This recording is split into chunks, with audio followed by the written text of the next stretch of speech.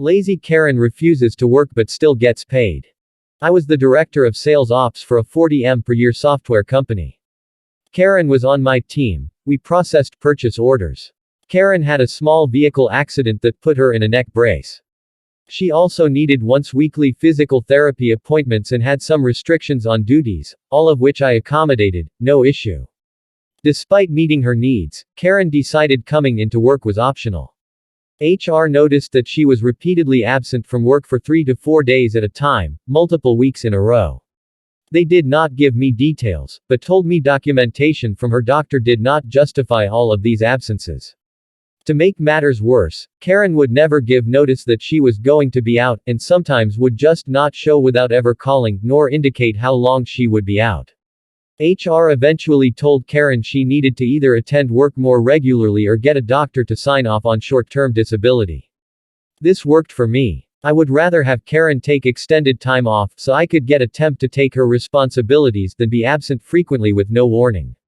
Karen's original doctor would not document a need for disability, so she found a doctor who would. She bragged to the team that she found a doc that would sign off on anything.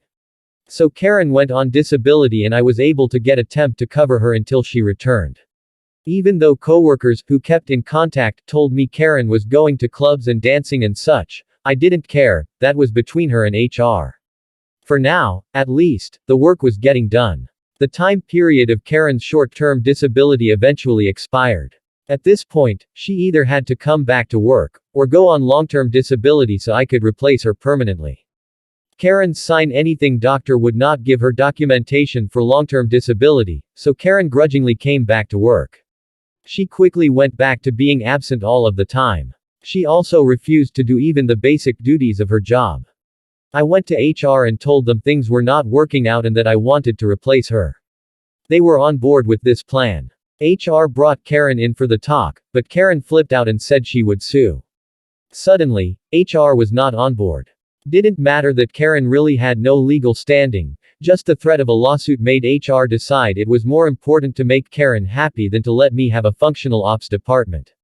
In one instance, I asked Karen to do purchase order review and she complained to HR about me bossing her around. I'm her boss. HR told me that I could no longer give assignments or work duties to Karen. What the F? When I said that was fine, as long as they let me hire someone else to do Karen's job, they refused to give me a requisition for a new employee. This went on for months and Karen quickly learned she could complain to HR about anything and get her way. You would not believe the accommodations she was given. Meanwhile, she made no effort to hide that she was not really injured anymore, was barely coming to work, but was still getting paid.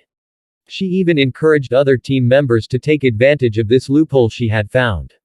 Then one day during month-end crunch, Karen had not come in or called, so I called and asked her if she planned to work that day. It was a simple question carefully crafted to be neutral in tone. She told HR that I had harassed her with my phone call. I got written up. So, I immediately put in my 2-week notice. Not going to deal with my career being fucked by a woman who had worked, maybe 6 days in a month, especially when I gave 60 to 70 hours a week to the company. With me suddenly gone, the sales ops fell apart. Purchase orders were not going through. To address this emergency, a company senior VP took over sales ops until my replacement could be found. HR was certainly not going to tell this guy he could not give Karen duties, so Karen actually had to work. About a month after I quit, Karen got my home number and called me, furious that she now had to actually work. She told me she was going to report me to HR, for a company I no longer worked for. And sure enough, she did exactly that. I kept in touch with members of my old team and they told me she was laughed out of the HR office. But here's where it gets absurd. Karen called me again, cursing, screaming and threatening me, and demanded I give her the contact information for the HR at my new company. She was going to report me to a department that had no idea who she was, nor had any jurisdiction over her complaints. The stupidity was unbelievable, and I giggled at her right up until I hung up and blocked her. Last I heard, Karen was finally fired, got 0 unemployment benefits and ended up moving her and her kids in with her mom.